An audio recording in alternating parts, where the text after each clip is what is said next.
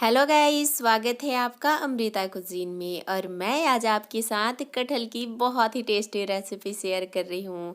अगर एक बार इस तरीके से कटहल की सब्ज़ी आप बना लीजिएगा ना, तो यकीन मानिए चिकन मटन सब खाना छोड़ दीजिएगा, क्योंकि ये बहुत टेस्टी लगता है और सभी को काफ़ी पसंद आएगा।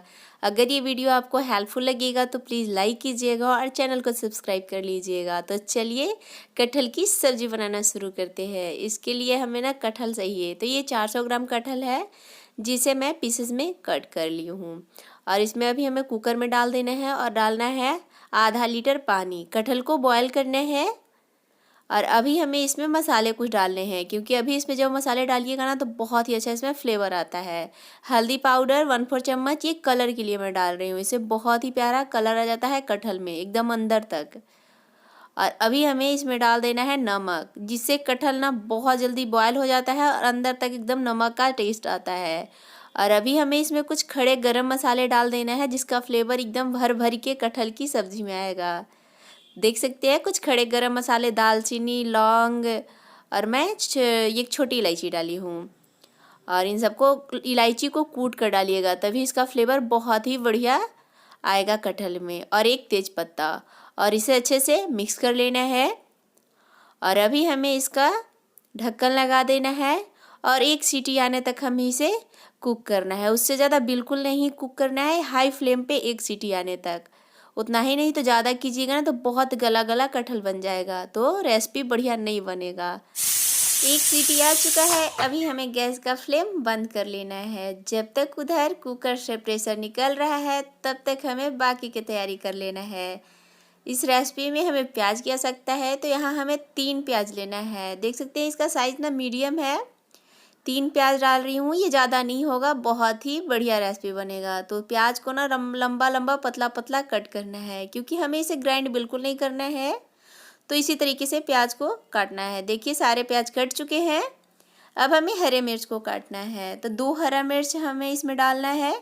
आप हरा मिर्च की क्वांटिटी को कम या ज़्यादा कर सकते हैं। देखिए इस तरीके से लंबा लंबा काट लेना है। आप चाहे तो गोल गोल भी काट सकते हैं, इससे कोई ज़्यादा फ़र्क नहीं पड़ेगा।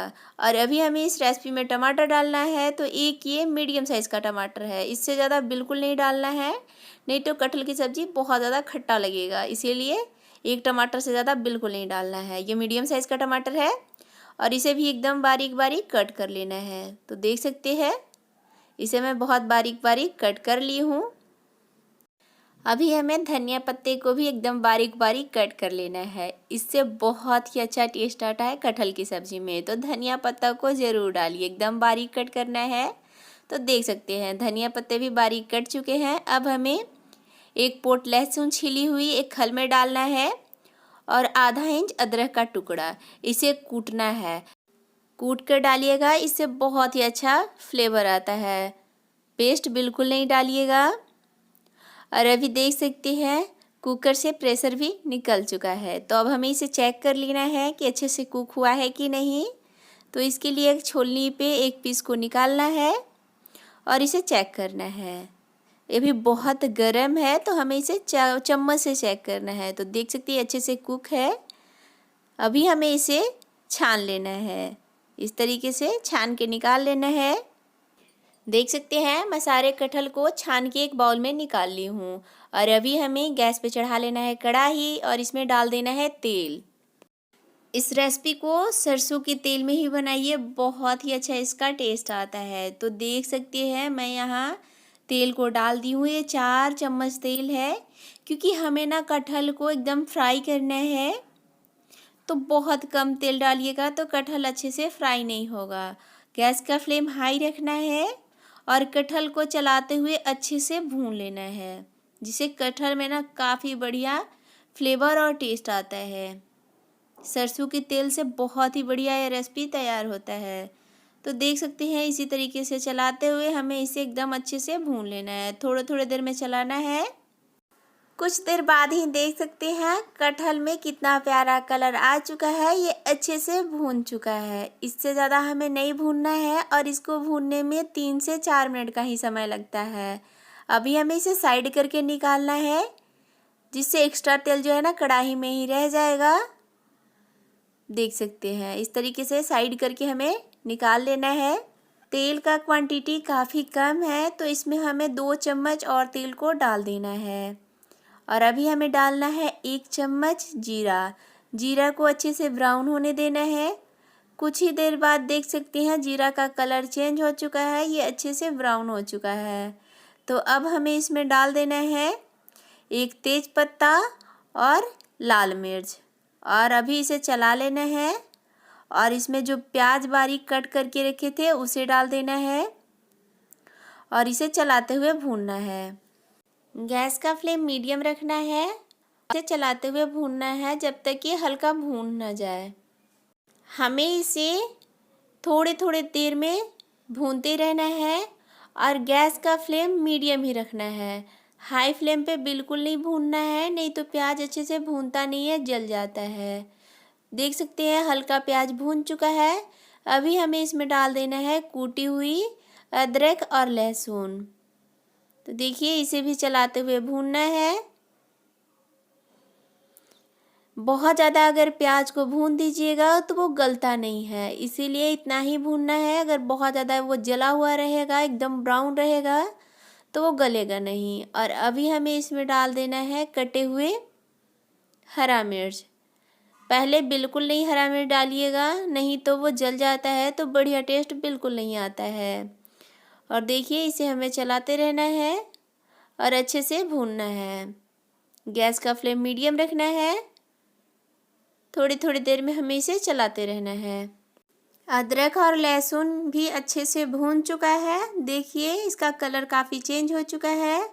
और अभी हमें इसमें डाल देना है काश्मीरी लाल मिर्च पाउडर 1 चम्मच, छोटी वाली चम्मच से, और इसे अच्छे से मिक्स कर लेना है। गैस का फ्लेम लो रखना है। और अभी हमें इसमें डाल देना है कटे हुए टमाटर।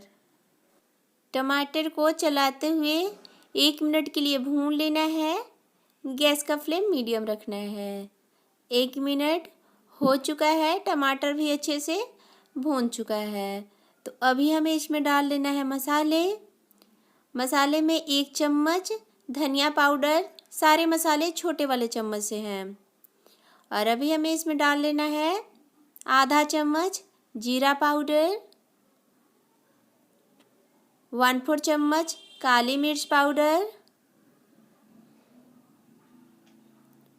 1/4 चम्मच हल्दी पाउडर, और इन सबको चलाते हुए भूनना है। अब चाहिए तो तीखा वाला लाल मिर्च पाउडर भी डाल सकते हैं।